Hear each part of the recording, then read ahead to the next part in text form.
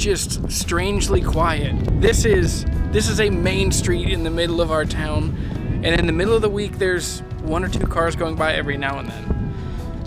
One of the things that's happened during this time of social distancing is lots of introspection for a lot of people. I know for me, one of the thoughts I've been having is around my guitar playing. How I play, why do I play that way, where do I want to be in a couple years, what do I want to learn, what can I do now to grow and learn? And what's interesting is it made me think about one thing. So this is another guitar line that we might believe, but this one takes a little bit, it's a little nuanced, so it takes a little bit of explaining. So let's run up to my office and I want to tell you about it.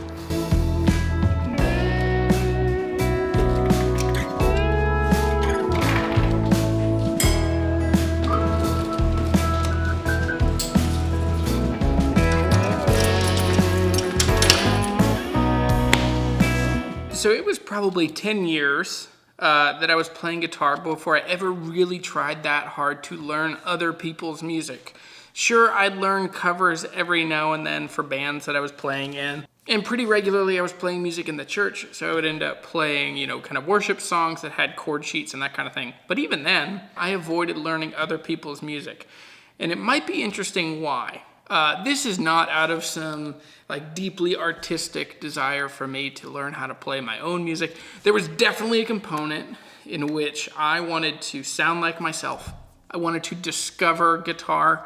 So that's why I was always interested in alternate tunings and things that just sounded different and weird and helped me to discover my own sound. But overall, the driving motivation for me typically was probably insecurity. And if you're like me, and I think a chunk of you are, I think that there's this insecurity of whether you don't think you're a good singer, whether you don't think you're a good guitar player, whether you get nerves. For me, I've always gotten nerves when I play in front of people. I always get in my head, and it's always made it to where I'm a little clumsy when I'm playing live, especially with a band, because I just overthink, and I get tight and I get tense. And I've been playing guitar. Let's see, I started when I was 11. I'm 32. I've been playing guitar for 21 years. So of those 21 years I've been playing, the first 10 years I didn't play other people's music. I didn't pay that much attention to learning other people's music. I think that there was a lie that I was buying into. The lie that I was buying into, and you're probably in the same boat as me, the lie that I bought into was that I had to, in order to play someone's music, I had to imitate. I had to imitate everything they were doing in that song. I had to play it note for note right. I had to get the timing right. I had to get all of the technicalities of how I was playing correct. And I had to keep it in the same key that they were playing in. I had to play it like them and sound like them. And if I didn't play it exactly like them or sound exactly like them, I would fail, and people would know the record, or they'd know the song that I was playing, and then they would hear my version and only think about how different it was and how bad I was in comparison to Neil Young or the Rolling Stones or the Red Hot Chili Peppers or whatever band I was learning how to play. Here are 3 ways to help your style influence your covers. Number 1, what key is the original song in, and what key do you sing best in? For me, there are certain songs that are just too low. I can't sing very low. I am a tenor for sure, and I'm not able to play songs in D. It's just too low for me. So I usually have to move those up. If they're in D, I'll play them Capo 2. I'll move them up to E, and then they're much more approachable. So one of the covers that I've always loved playing, but it's just too low for me, is Freshman by the Verve Pipe.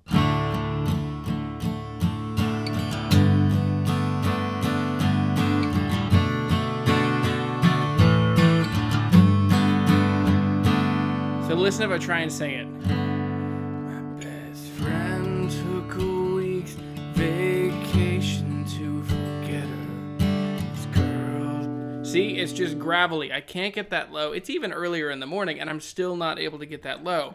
So in order for me to play it into my style, I need to be able to move it up a key. My best friend took a week's vacation to forget her. This girl took a worth of Valium and slept, and now he's guilt-stricken, sobbing with his head on the floor. Thinks about her now and how he never really wept, he said.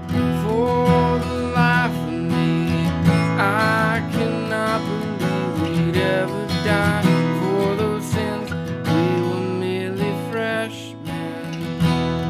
The other thing is there are keys that if you would play them the way the artist plays them, because you are a different person with a different skill set and a different voice, you would actually do them a big disservice, and they would do you a big disservice. I love City and Color. I have a similar vocal range to Dallas Green, but I can't sing as high or as powerful as him, and so it does not do me justice to get so screechy and high. And so it doesn't do him any favors, it doesn't do me any favors to try and just strictly imitate his style. I have to know what key I work best in. So for his music, usually I'm gonna bring it down a step, and then with that it allows me to sing in full confidence, in full voice, and it is just a really helpful tool. So keep in mind what keys you sing best in. Number 2, one of the most helpful tools you can do is pay attention to the texture of the song and figure out ways that you could either fill in and add some details that would play into your skill set, or if you're not as proficient of a picker or a fingerstyle player, that you could press the vote, or you could push more vocals but bring the guitar playing back.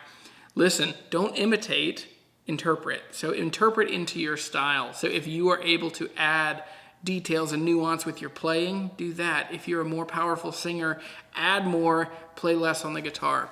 Pay attention to the textures. They will serve you well to help you sound like you. And people love authenticity, and they love when you are fully embodying the song that you're playing, especially when it's not your own.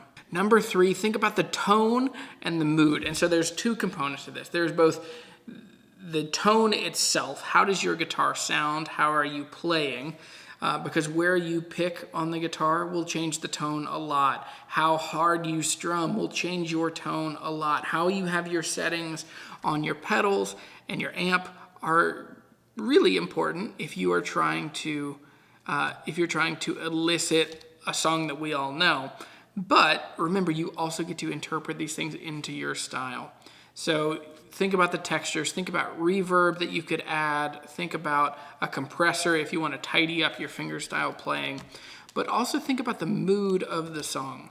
One of the coolest musicians for me of the last 10, 12 years is Ryan with Sleeping at Last. He has I think he has 3 albums of covers now, and he has an amazing ability to take these like happy poppy, fun songs and interpret them into these like sweet, thoughtful, melodic, really emotionally dense songs and covers.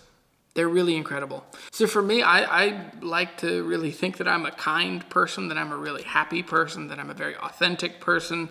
And so I have to play those things into my style. So this next tune is a Jason Isbell song, and it's really strummy the way he plays it, and it's very cool.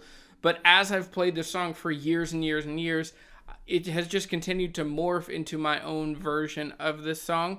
And so there are 2 main things that I do differently. I played in Dadgad, and then I'm also going to add some octaves that he doesn't do on the record. But for me, it just builds it out because I'm not playing with a drummer and a bass player and another guitar player and a fiddle player. So here's how the song should sound generally.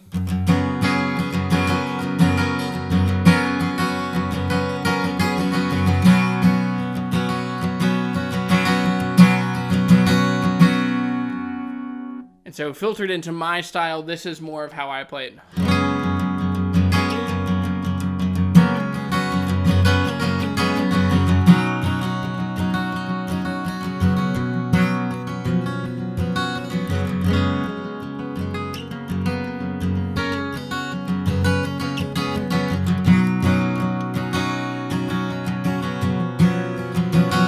Pay attention to the tone and mood, bring it into your style. It will really help you.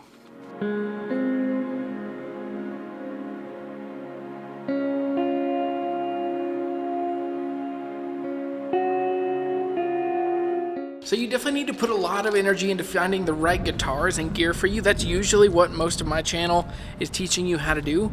But the bigger component of what you have to learn how to do is to filter everything that you know about how you play guitar and your skills and the things that make you you, because that's the most interesting and the most compelling part of playing guitar. So I hope you go and you find badass guitars and gear.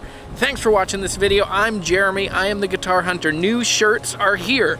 If you want them, you can send me a DM on Instagram. You can also go to the website. I'm gonna put them up on my Reverb store as well. All the links will be in the description below. Thanks for watching this video. I don't take it lightly that you guys watch these videos, that you take time out of your life to watch videos, to learn how to find cool, rad guitars. When you find them, tag me in them. Tell me about it. I wanna know what cool things you're finding.